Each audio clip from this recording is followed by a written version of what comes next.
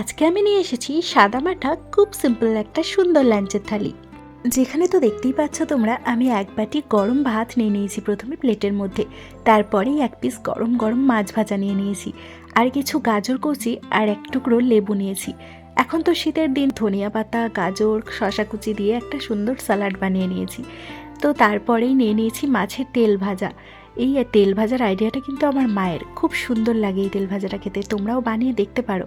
তারপরেই নিয়েছি মুসুর ডাল, একদম পুরো পুরো ঘন একটা মুসুর ডাল নিয়েছি। তারপরে এখানে মাছের ঝোল, সুন্দর একটা কাঁচা মাছের ঝোল। যদি তোমরা রেসিপি চাও তাহলে আমি তোমাদের সাথে রেসিপিটাও শেয়ার করে দেব। তো আমি এখানে কাঁচা মাছের ঝোল নিয়ে নিয়েছি। দেখো ঝোলটার কালারটা জাস্ট পুরো লাল লাল কালার চলে এসেছে। আমি এখানে কিন্তু কোনো কাশ্মীরি লঙ্কার গুঁড়ো ইউজ করিনি, তাও কালারটা কিন্তু এত সুন্দর এসেছে, আর টেস্টটাও ছিল অনবদ্য। আর আমি নিয়েছি ঢ্যাঁড়স আর আলু সিদ্ধ। তো দেখো আজকের লাঞ্চের থালি মোটামুটি এটুকুই আমার। আর হ্যাঁ, চাটনি ছিল, চাটনিটা যেহেতু ফ্রিজে ছিল, আজকে রান্না করিনি, তাই প্রথমে খেয়াল ছিল না চাটনিটা বলে। দেখো আজকের পুরো লাঞ্চের থালি আমার একদম রেডি। সিম্পল সাদামাটা খুব সুন্দর ঘরোয়া রান্না। চলো, অনেকক্ষণ গল্প হলো তোমাদের সাথে, এবার কিন্তু বেশি গল্প করলে আমার ভাতগুলো একদম ঠান্ডা হয়ে যাবে, আর শীতের দিনে তো ভাত ঠান্ডা হয়ে গেলে একদম খেতে ভালো লাগবে না।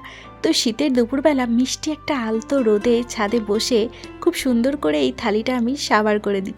চলো, আজকের ভিডিওটা এই পর্যন্তই। তোমাদের ভালো লাগলে লাইক, কমেন্ট আর শেয়ার করে দিও, আর আমার চ্যানেলটা সাবস্ক্রাইব করে আমার পাশে থাকো। সবাই খুব ভালো থেকো এবং সুস্থ থেকো। Thanks for watching.